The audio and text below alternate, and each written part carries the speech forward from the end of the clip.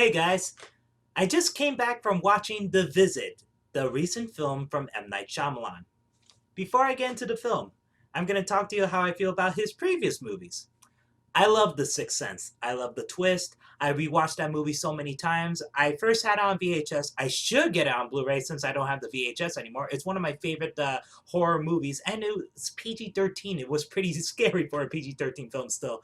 And I love the twist. I loved everything about it. And that's when I actually it changed my way of viewing movies actually for a while because I just look at everything like, okay, why is the camera focusing on this object? Why is the camera focusing on this person for a while? Is that person going to be important later on? What's the twist? Blah, blah, blah, blah, blah. So yeah, I view movies with a different angle now, basically. Unbreakable. Great. I love the twist. Great ending. And at first, the trailers don't look good, but when I finally watched the movie, because people told me it's actually about superheroes, it's a great superhero film. Bruce Willis and Samuel L. Jackson, they were perfect in the movie. Signs. I loved about 80 to 90% of it. I really thought it's a good movie until the end. I really did not like the end. The whole thing about the aliens and the water, it just made no sense to me. Why would aliens go to a planet filled with water if it's basically their weakness and all that stuff? Why didn't they wear armor or something like that? Why are they naked? They mastered intergalactic space travel, but they did not bring armor or figure out a way to combat water or something like that. It makes no sense. But everything else about it was good, and it's basically about faith, and it was a good message. I love it. And Mel Gibson was pretty good, I thought. And Joaquin Phoenix was pretty good too. After that, I believe The Village came out, and I love the first half. I love the fact that Joaquin Phoenix is not exactly the main character. He's only the main character in the first half of the movie. Then the main character part goes to Bryce Dallas Howard. She was great. She was really good. And I thought the first half of the movie was excellent. The second half, I hated the twist. I really hated the second half. That's just it. After that, it's The Lady in the Water. Very boring. Paul Giamatti, Bryce Dallas Howard, very good. Everything else, super goddamn boring. I could not pay attention. Oh my god. I watched the movie twice. The first time I was freaking bored. I just wanted to go to sleep. And the second time, I still freaking bored, even though I know what was going to happen. I just did not give a damn about any other character besides for Paul Giamatti's and Bryce Dallas Howard's. I just didn't like it. And then we got The Last Airbender. Oh, no, I'm sorry. The Happening. The Happening. That was a hilarious movie. I loved it. It was freaking hilarious. It's not supposed to be a comedy, but it's a great comedy. Mark Wahlberg and his acting, oh my god. Zoe Deschanel was terrible in the film, and I love the actress, but she was god-awful in it. John Leguizamo talked about math problems right before he slashed his wrist with a shard of glass from a car crash. Oh my god, the deaths, oh, everything, the idea, the plans and stuff. Oh my god, it's just hilarious. I love it. And then we got The Last Airbender. I only watched the first 30 minutes of the film. Where did I end off? Where did I stop? I stopped where Aang was trying to bust out the Earthbenders from the Firebender prison camp, which is filled with Earth. But for some reason, the Earthbenders, five Earthbenders, can move a tiny little rock and throw it up. I just couldn't give a shit after that. I was like, okay, I expected a live action version of the cartoon, and this is what you're giving me at 30 minutes? No, I don't want to see the rest of it. It's complete garbage. I don't care. I don't even care about the penis-haired girl, and people told me I should watch it again just for that. It's a comedy or something like that. No. It lost me at that point, and I don't want to see it again. And besides, I saw the Nostalgia Critic review, so I know basically where it ends. And my god, does it really have that ending after the credits to show Ahsoka? I totally forgot the girl's name. Zuko's sister. Whatever. Anyway, so after that, we got After Earth. Boring as hell as well. Jaden Smith was horrendous. Will Smith, he was amazing because he tried so hard not to show any emotions, but we can't help but focus on him because we want the Prince of Cool to act, and he's trying so hard to be dislikable, basically, but we still kind of like him. We want him to do something instead of his son, so that's why the movie was a mess in the end, and there's no twist, which is kind of interesting. Yeah, the movie sucked. So now we finally got The Visit. The Visit. I don't know if this is the worst movie I've seen this year. I'm deciding between Max and this one. This movie made me furious. I was angry in the movie theaters. So mad. I was fucking mad. And here's the thing. I probably should have known this from the trailer, but I didn't. I walked in to see the movie. I did not know this is a found footage film. I didn't. I've seen the trailer so many times. I did not know that was going to be found footage. So my mistake on that. I should have known. So probably it was telegraphed more in the trailers, but I just didn't know that. I just thought that the movie was shot in a very weird way. But no, it is found footage. Because it's found footage, it ruined the movie. Because it didn't make sense. It didn't. Why are the kids filming this? It doesn't make sense. The girl said that she's filming this because her mother's a bit depressed because of this incident that happened between her and her parents a long time ago when she was a kid. And the mother ran away, and the mother found a guy, and he's like a decade older than her, and then they had a relationship, and then they got married, then they got these two kids, and then the husband left the wife, played by Catherine Hahn. He left Catherine Hahn for someone else. So the mother becomes divorced and she has to take care of the two kids. And then the mother got an invitation or a letter or a message from her parents saying that, listen, we know we have grandkids. Can we please see them for the first time? And that's when the mother's like, okay, I'm going to try to get my shit together. So I'm going to send my two children to visit their grandparents. Okay. So for some reason, I don't know if they actually explained this in the movie, but the daughter said that she wanted to document this and show it to her mother, but I don't get why she has to document everything and edit, like, it makes no sense, because at first I thought she's doing this as a video project, but then she gets into super revealing stuff, so then she keeps saying she's trying to do this for her mother, but her mother doesn't give a shit about it, so I don't see the point of shooting this. It makes no sense why she has to shoot this. It doesn't make sense why her brother has to shoot this. It makes no sense. So they shoot everything, basically. They shoot about the mother having a conversation with the grandparents right outside the yard, and then they have a conversation about packing their bags, and then they show them hugging each other in front of the train station. But the way the camera is set up, it's like it's on top of the bags at an angle, and you're wondering why would they shoot it like that then? And it turns out they do carry tripods, but they barely use them. They only use the tripods when they're going to interview the grandparents in like the final 30 minutes of the film. So the two kids decide to just shoot everything, shoot shit, shoot very unimportant shit. I guess it's for character development. We have to learn that the kid is a rapper. The kid brother is a rapper. Oh my god. And apparently this is the same kid from Alexander and the Terrible, Very Good, Bad Day, something like that. I don't know what the full title of the movie is. But apparently the kid is the main kid from that, and I gotta say, his acting was not bad. It isn't. The acting in the entire movie is pretty good. But the problem is, these characters are terrible. Catherine Hahn's character is probably the only one that I actually cared about the most. But by the end of the film, I kind of hate her because it makes her look like a dumbass in the end. But I'll get to that later.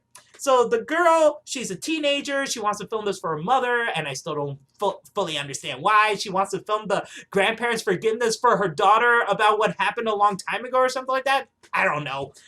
She calls it the elixir. So they filmed in the train. Oh yeah, before I get into this, super spoilers, all right? So if you guys want to see The Visit, I'm not going to stop you. I'm just telling you how bad it is. That's why I'm going to spoil the shit out of it, okay? So spoilers from here on out. So the kids are filming in the train. They're taking the train ride to meet up with their grandparents. They're going somewhere in Pennsylvania, and I believe they originally from Philadelphia. I could be wrong about that. I didn't really hear that much about where the location is, but I know they visit their grandparents in the middle of the woods in Pennsylvania. So They go on the train and immediately they film everything. They talk about everything. They talk about their motives, about the filming the project and stuff like that. And I'm like, wait a second. So they're speaking this loud into a camera in a train full of people. I'm sorry. If I was one of those people who's right next to them and I'm trying to get some sleep, I will fucking smack the shit out of them for being that fucking loud. I'm sorry, that's just me. And I thought it's common sense to be as quiet as possible, especially in public transportation. No one wants to hear your shit. If you want to speak, yeah, you could speak, but do it in a whisper so you don't make the other people feel worried or angry or anything, alright? God. These stupid ass kids. I couldn't believe it. And you think, okay, probably they're just talking for like 1 minute and then shut up. No! The kid raps in the middle of the train. The kid raps loudly. Yo, motherfucker, I'm doing this shit, blah, blah, blah, blah, blah, blah. I was like, what the fuck is up with this shit? And he's like, oh yeah, my name is Tyler, I'm a rapper, and blah, blah, blah. Shania Twain. Oh my God, seriously. I don't know what's up with this kid's deal. He keeps saying country singers, especially female country singers' names out loud for no reason. There's one time where he says Carrie Underwood. I don't know why. Another time. Actually, no. Carrie Underwood's the second time. What was the first time? Sheryl Crow. I totally forgot the first artist he said, but the third one. I leaned over to my friend and I was like, okay, by the end of this movie, if he says another female country singer, I'm gonna lose my shit. I don't want him to say like Dolly Parton. I don't want him to say Shania Twain. I don't want him to say. I totally forgot the. I had the singer's name, Leanne Rimes. I think she's a country singer. I don't know. I don't know. What did I say? Shoot. I said the woman's name from the one who sang the song used in Con Air. And I love that song in Con Air. Anyway, so, yeah, apparently he does say the female country singer's names, and I don't get why. He just says it out loud for no reason. So he's saying all these raps and stuff, and I'm like, my God, he's rapping for 2 whole minutes on a train? What the fuck is wrong with this kid? So, then the kids meet up with their grandparents, and immediately my friend and I were talking about continuity issues. So the 2 kids, the way it's filmed, the 2 kids just left the train, and they see their grandparents on top of the bridge, which is connected to the stairs, which is connected to the platform of the train. So, the kids immediately go up to visit their grandparents on top of the bridge, but it didn't show them carrying their bags. So the entire time, my friend and I are like, they didn't bring their bags? They were packing their bags. What the fuck happened? Where are their bags? So they didn't show the bags. They just show the kids running on top of the stairs and then meeting their grandparents. And I don't know which station this is in Pennsylvania, but I don't know how long a train is supposed to stay at a station in Pennsylvania, unless it's one of those trains that go everywhere, like Amtrak. Like, okay, they around here it's like Grand Central or Crown Harmon, the trains stay there for a while and they wait like 30 minutes, then you get on the next train, that kind of thing. If it's like that, I understand, but this one seems like it's just a one-stop thing, then the train has to leave. So it didn't show that the kids bring their bags, so I was confused. So after this, it shows that the bags were inside the kids' rooms. So I was confused by that. I'm like, did the kids send their baggage over the plane or something like that? They have them delivered or something like that? Or did the grandparents already get the bags? I don't know. That was so confusing. The continuity of just the bags confused the fuck out of me. So, the kids meet up with the grandparents, and immediately they started filming them on the spot. I mean, do the grandparents even know that they're about to be filmed? They just give permission immediately? I guess they're saying, oh yes, we have to be filmed because these are our grandkids, and we have to pretend like we're normal, I guess. Ha ha ha ha. What? These kids don't respect the grandparents' privacy, basically. So, the kids, they meet up with the grandparents. The grandparents at first seem very, very shy, but that's mostly because they haven't seen these kids for a while. So, the grandparents are like, okay, so, it's nice to have you again, and we miss our daughter, but we're glad to see that our grandchildren is here, and we're going to spend some quality time together. So the first day seems mostly okay, besides the part about the grandfather coming into the room and saying that, oh yeah, curfew is at 9:30, bye. That's basically how he says it. So, here's the thing. I don't I only see my grandma for like 3 times in my life, and unfortunately, she passed away before I get to visit her again. But yeah, I understand about the curfew thing. I get that, but the way the grandfather said it already start irking me. I was like, why did he have to say it like that? Curfew is 9:30. Bye, like that. I'm like, that's normal. Okay, whatever. The kids are like, oh, 9:30. Well, they're old people. It makes sense. So I was like, okay, whatever. If people think that's normal from the get go, fine. But past 9:30, it's usually around 10 o'clock, 10:30, 11 o'clock, or whatever time it is. They keep hearing noises, and it's the grandmother making the noise. So the first night, you actually see her naked, and she was clawing, and then she was doing this Gollum thing. Yeah, she walks like Gollum from Lord of the Rings. She's like on all fours with her arms and stuff. Sometimes she acts like a chimpanzee. I was like, what the fuck is going on with this lady? So, of course, this freaks out the children at first, but then the next day they questioned about the grandfather, and the grandfather was like, oh, yeah, she has a mental illness. We're sorry about that, but she's old, you know, she's really, really old. She has this disease, it's called sundowner. I never heard of this disease before, but apparently that's when the sun goes down, and that's when the people with the brain chemistry, they get feral or something like that. They get a little cuckoo. I'm not sure if that's real. I'll probably check it up after recording this anyway. But yeah, they said that she has sundowner. So the kids are like, okay, we can accept that. The little boy, though, doesn't fully accept it. He still thinks it's too weird. But the teenage girl, Becca, she keeps thinking, oh, you know what? They're just old people just doing old person things. Just forgive them, forgive them. They're just old people. We haven't seen them in a while, so it makes sense. Okay, and so, but the problem I have with the found footage aspect of this, sometimes you see shots of the forest for like 2 seconds, and then it immediately cuts back inside the room. And then sometimes you see the moon for like 2 seconds, and then it cuts immediately back into the room. And you're like, when did they film this? No, seriously, if they said curfew's at 9:30, did the kids shoot this outside before 9:30, or did they sneak out? But if they did sneak out after 9:30, they would be terrified because grandma's running around naked and acting like Gollum. So it makes no sense. You're trying to figure out the timeline of all this. And there's this shot where it shows the Becca editing on either After Effects or Final Cut. I couldn't tell which program she's actually using. It feels like After Effects, the way the database is. I mean, the dashboard and the workspace is. But I could be wrong about that. So she's editing this footage that we haven't seen before. She's editing this footage of her holding Nana's hands, the grandma's hands. And I was like, wait a second. How they filmed this? Because right after they showed this, they showed that the brother gets a camera from Becca. So I'm wondering, when did they actually shoot this? When they shot this footage, and why didn't it show up before? So they just showed this footage that's being edited right now, and they only have 2 cameras. One is a video camera, the other one is a Canon camera given to the brother. So I'm trying to figure out exactly when did they actually shot that footage. So by that point, I'm like, this video is edited by the 2 kids. That's what I'm thinking. This video is edited by the 2 kids, so they want to show it. Which makes this movie even worse, because the beginning of this movie, it shows the cast credits. It shows Catherine Hahn. It shows the 2 leads. It shows the actors playing in the movie. It shows directed by M. Night Shyamalan.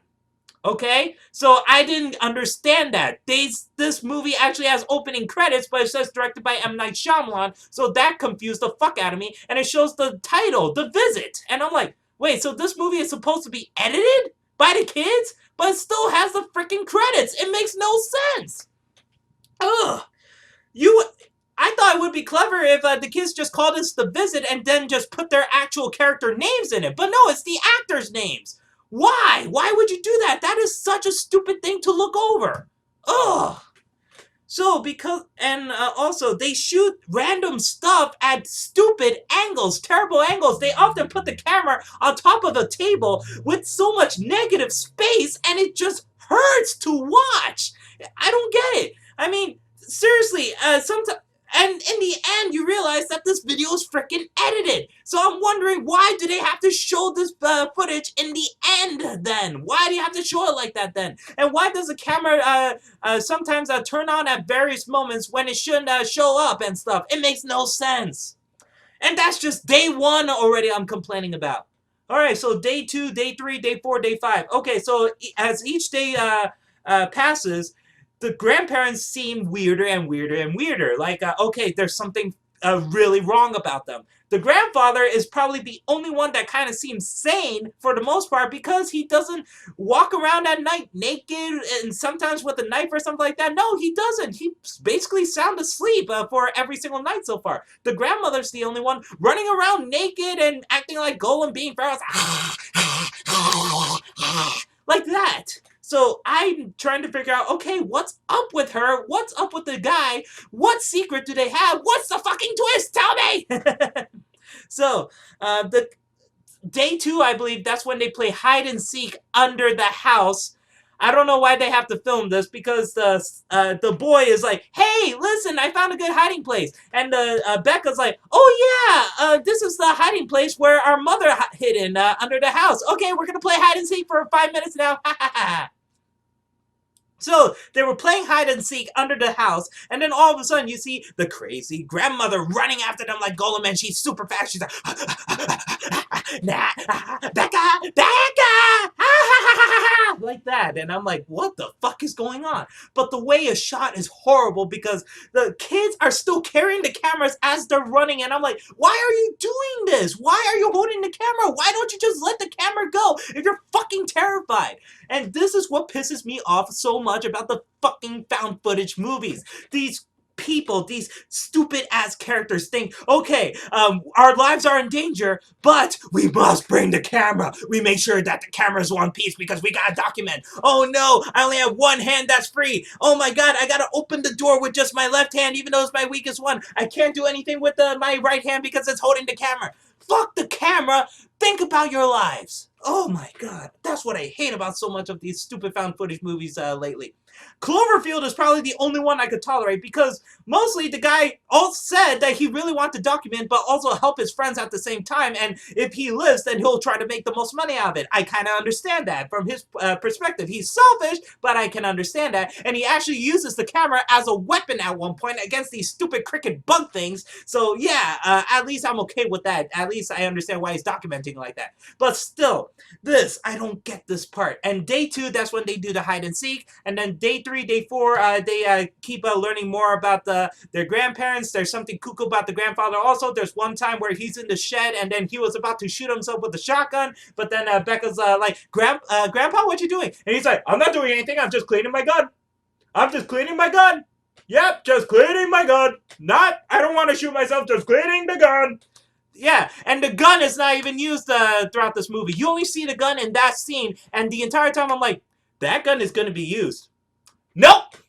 Thanks a lot, M. Night Shyamalan. God. And that's the thing about this movie. The entire time I was wondering, okay, probably this movie is like any M. Night Shyamalan movie. There's detail in the background. You have to look at everything. Why did the kids focus so much on the goddamn clock? Is there something in the clock? No, there's nothing in the clock. The camera focuses so much on a picture or something like that. Is there something important about the picture? No, not really. Oh my god. Ugh, makes no sense. So anyway... So the grandfather is kind of cuckoo. He thinks that someone's following him, so he beats the guy up in the middle of the street. And they were in town for this, so yeah, that's what happened. There were these two people who visited the grandparents' house, and they were wondering where they are because they want to see them, but the grandparents aren't around, so that's why they're like, okay, we'll talk to you later. Except this one woman named Stacy who was yelling at the two grandparents at one point, but it doesn't show what happened to her after that. So the kids are like, probably nothing happened to her. What? So, all right, on day 5,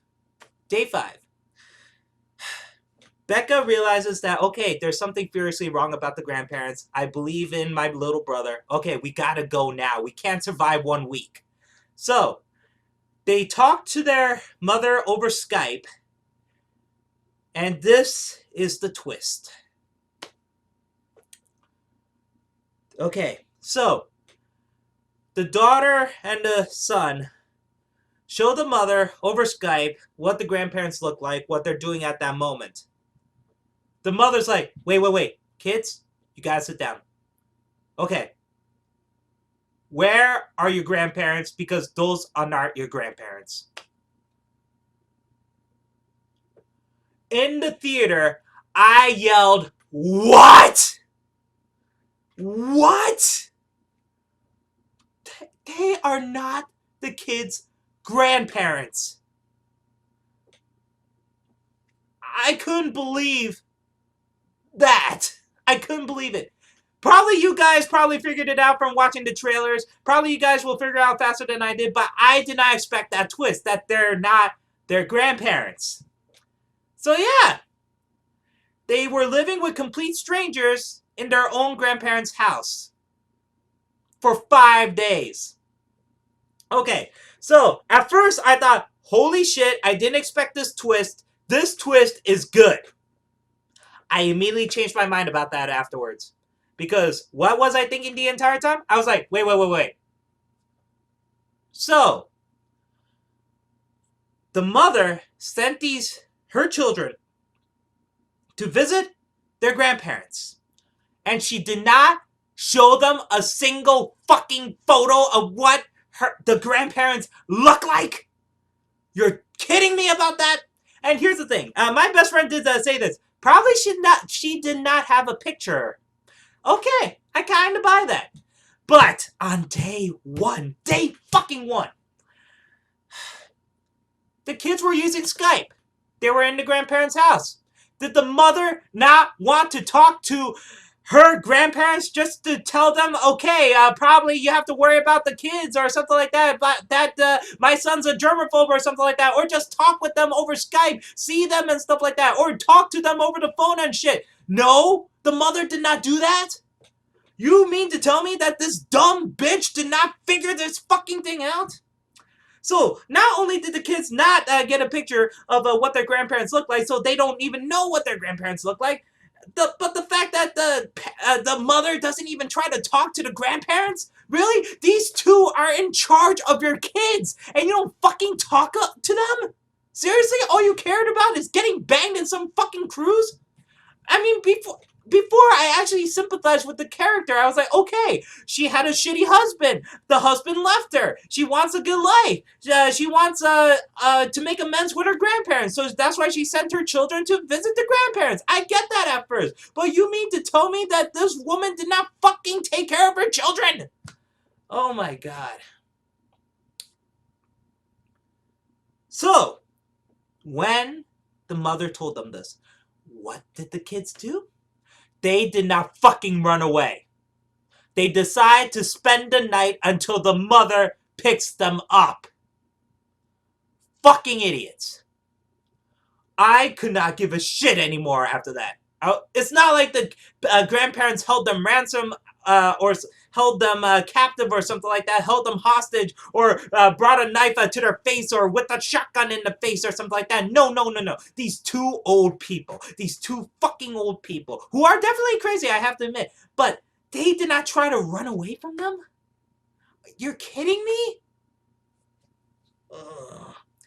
Now you could say probably the kids are too weak. Nope, the ending fucking changed all that. So, the kids realized that the woman who was yelling at the two grandparents is hung right outside the door. She's hung on a tree. This happened during the middle of the day, and these kids just realized it happened like about 6 hours later. I'm supposed to buy that? Fuck you.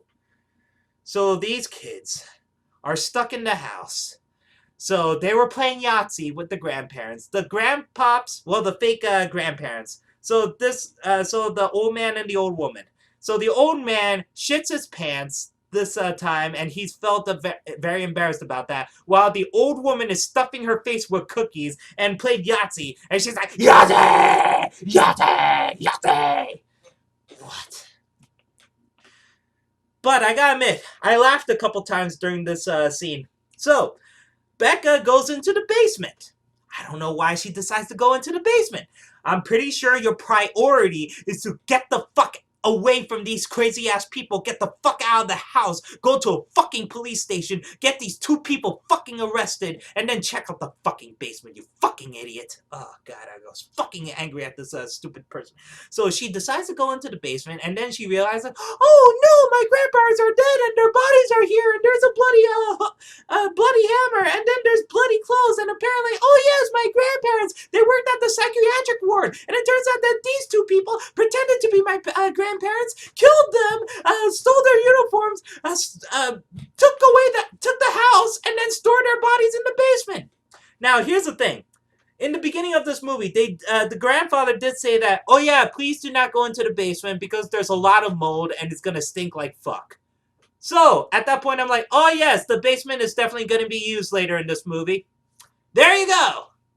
So, the old man captures Becca and he took her upstairs and locks her in the room with the old crazy woman who acts like Gollum. So, they're still filming this. The 2 kids are still filming at this point. I don't know why. They're still fucking filming. So, Becca's still filming like this. Listen, I understand if she's using the flashlight, the light on the camera as a light source, but do you really have to film it? Do you have to make sure that it's at a good angle just to see the stupid crazy ass woman over there? No! And also, she did not reach for the fucking poker that's right next to the fireplace. She did not. So, what happened? She goes slowly towards the mirror, and then the old woman bashes her head against the mirror, and that's when Becca takes a sharp glass and then stabs the woman to death. So yes, Becca killed the old woman, and then she managed to get outside. She managed to unlock the door. Oh yeah, I forgot. That's when she banged the doorknob with the camera. I don't know how durable this camera is supposed to be, but yeah. So she tried opening the door knob with her hand. She's like, I can't open it. I can't open it. I was like, you know, you can grab the fucking poker right next to the fucking fireplace and try to damage the doorknob. Nope, I'm gonna use the camera to smack down the doorknob. How is the camera still working after that? I didn't get that. I was like, really? So you see the point of view of the camera, just keep going to the face and knocking the doorknob off. So that is fucking annoying, right? Right? So, yeah, she breaks the door knob, and then she tries to attack the old man. The old man knocks her down, and then the little boy tackles the old man, slams him against the drawer. He falls down, and then the little boy, Tyler, he slams the refrigerator door multiple times on the old man, killing him.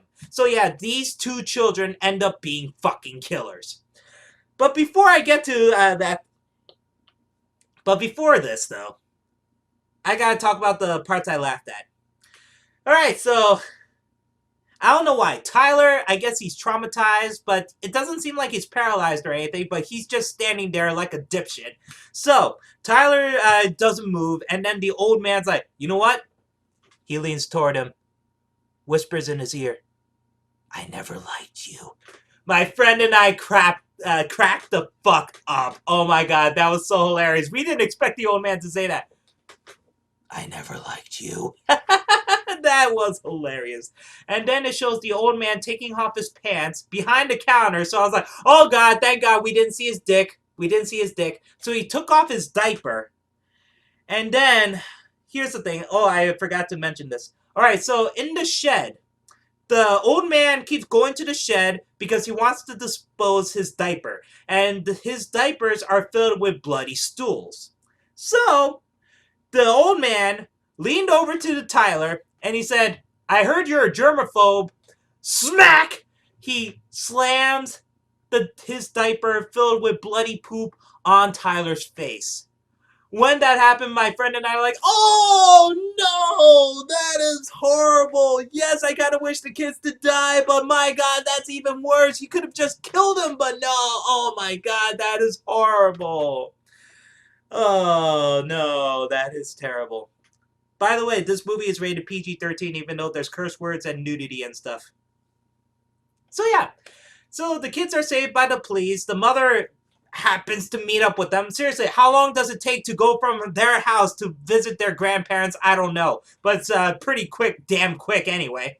So yeah, the mother hugs them, even though the Tyler still has the bloody stool on his face, which I'm pretty sure the mother has on her face right now, which is kind of gross. And then they show this exterior shot of the house, and I'm like, who's filming at this point? Who's still filming? The boy or the girl? Aren't they traumatized? Why is the exterior of the house at a perfect angle with the police sirens? It makes no sense. Why are they still filming this? It makes no sense. And then the ending is a bit extended. It shows shows the interview with the mother, and she's telling them about the incident of what happened. That she hit her mother, her father hit her. So that's when she ran away, and she wants forgiveness from their parents. But at the same time, she says, "Don't worry, forgiveness is always there, and never hold your anger towards your parents." And then she hugged the daughter, and then the Tyler raps one more fucking time, and guess what? Guess the fuck what? He says, Shania Twain! No, Shania Twain! I was like, did I not fucking say that? I leaned over to my friend, and my friend's like, oh shit, he's about to lose his shit. And I was like, he actually said it. The motherfucker actually said it. He said Shania Twain. This motherfucker right here. Oh no. Fuck you, M. Night Shyamalan. Fuck you. I am fucking done with you. So, that's basically it. There's nothing after that. Yeah. The movie is fucking terrible. It has a 57 on Rotten Tomatoes. At one point, a 65. That's actually average. That was actually good-ish. Man of Steel got a 47% on Rotten Tomatoes at one point, and I love that more than this movie. Ugh. I don't get it. I don't get the ratings and stuff. This got a 7.0 on IMDb. Am I crazy? Am I wrong? Am I seriously? I read this review on IGN that says that I believe the score is at 8.0. I could be wrong about that, but it says that M. Night Shyamalan knows that this is a terrible movie, so you have to treat it like you have to watch it like it's a terrible movie. I was like, that makes no fucking sense. Really? This movie is really god-awful. I could not stand it. The found footage aspect is terrible. It makes no sense. I don't understand why they're filming it like this. It makes no fucking sense why they filmed these stupid shit. The characters are mostly terrible. Seriously, the characters are terrible. Like I said, the acting's good, but the characters are terrible. I hate the mother in the end then because she's a dumbass for not figuring this shit out and stuff like that. The kids are dumbasses for not trying to leave in the fucking first place. So yeah, this movie is a piece of shit, and the twist also ruins the film. Like I said, it would have been a perfect twist, but the problem is when you think too much about it, it makes no sense. And it makes everyone look like an idiot. That's not what you want from a horror movie. So, I don't know if this is the worst M. Night Shyamalan movie I've seen. I was just really furious. I mean, I haven't been this mad at a M. Night Shyamalan movie since The Last Airbender. Oh my god. I wanted to leave so many times in this movie. So many times. This was a waste of fucking time. It's 93 minutes. There's a couple good things. There's a couple good shots. There's a couple good jokes. There's a couple good visual scares. But that's it. Just a couple of them. It's not enough. This movie is a piece of shit. I did not like this film. And you know what? I'm not a big fan of the Paranormal Activity movies, but the ones I saw anyway, they're well made compared to this piece of shit. At least those people know that it's actually found footage. Sure, sometimes it doesn't make sense why they're filming it, but at the same time, at least they treat it like actual found footage. This one makes no fucking sense. And in the end, it turns out that the kids edited like this for their mother. I'm wondering if the kids actually want to show this to the audience of the world because it has some scary imagery, some creepy-ass imagery, naked grandmother screaming out loud and stuff like that, being like an animal and stuff. Why do you want to show this? Oh my god, it makes no fucking sense. And you're trying to figure out when they filmed this shit. Oh god, it just hurts your head because you think too much about it. So probably that's it. Probably people went in saying, you know what, just don't think about it. Just go and have a good time, and hopefully it's a crazy-ass M. Night Shyamalan film. Probably I should have done that, but I didn't. I think about it way too much, I guess, and I fucking hate it. Alright, so that's how I feel about The Visit. I don't recommend it. Do not watch it. But if you've seen it, though, write down in the comments below if you liked it or hate it. If you liked it, great. I want to hear more about your opinion because probably after a second viewing of this, probably it will be good, but I don't want to see this again. This is a waste of my fucking time. Alright, so the next movie I'll see is most likely going to be Black Mass. And later I'm going to do like a review on the Attack on Titan anime series, the season 1. And then after that, I'll do the review on Attack on Titan, the live action part 1 and part 2. So that's what's going to happen in the future, guys. So, guys, thank you for watching. Sorry about yelling so much and cursing so much, but whatever. Alright, I'll see you later.